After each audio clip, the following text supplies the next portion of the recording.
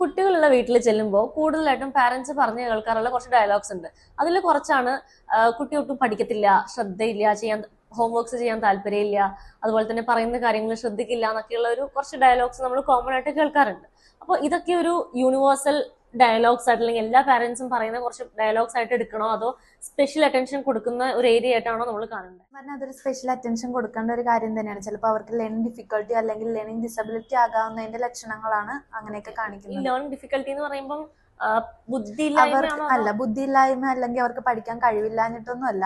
അവർക്ക് അക്കാഡമിക്കിലെ ചില സ്കിൽസിൽ മാത്രമായിരിക്കും അവർക്ക് പ്രശ്നം വരിക. ഫോർ എക്സാമ്പിൾ, അവർക്ക് റീഡിങ്ങിലാകാം, അല്ലെങ്കിൽ റൈറ്റിങ്ങിലാകാം, അല്ലെങ്കിൽ മാത്സിലാകാം.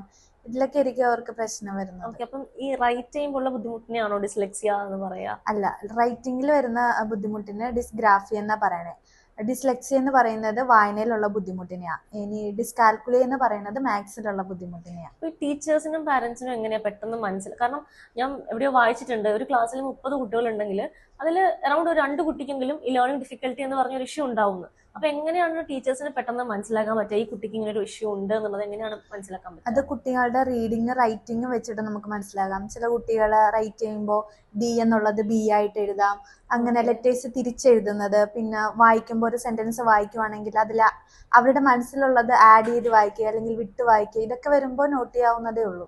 അപ്പം ഈ ഏർലി ഇന്റർവെൻഷൻ എന്ന് പറഞ്ഞിട്ടൊരു പ്രോഗ്രാം ഞാൻ കേട്ടിട്ടുണ്ട്. അപ്പം ഇത് ലൈക്ക് എന്തിനാണ് യൂസ് ചെയ്യണേ? അപ്പോ ഇതിന്റെ ഒരു ആവശ്യകത എന്താ? അത് നേരത്തെ തിരിച്ചറിഞ്ഞാൽ അവർക്ക് അത്രത്തോളം മാറ്റങ്ങൾ നമുക്ക് കൊണ്ടുവരാൻ സാധിക്കും. അപ്പൊ ട്യൂഷന് വിടുന്ന പാരന്റ്സ് ഉണ്ട്? ഇല്ല, ഇങ്ങനത്തെ ബുദ്ധിമുട്ട് വരുന്ന കുട്ടികൾക്ക് ഒരിക്കലും ട്യൂഷൻ പോകേണ്ട കാര്യമില്ല. അവർക്ക് ഇൻഡിവിജ്വൽ ട്രെയിനിങ് ആണ് വേണ്ടത്. തെറാപ്പീസ് ആണ് വേണ്ടത്. ട്യൂഷൻ സെന്റേഴ്സിന് പകരം തെറാപ്പി സെന്റേഴ്സ്.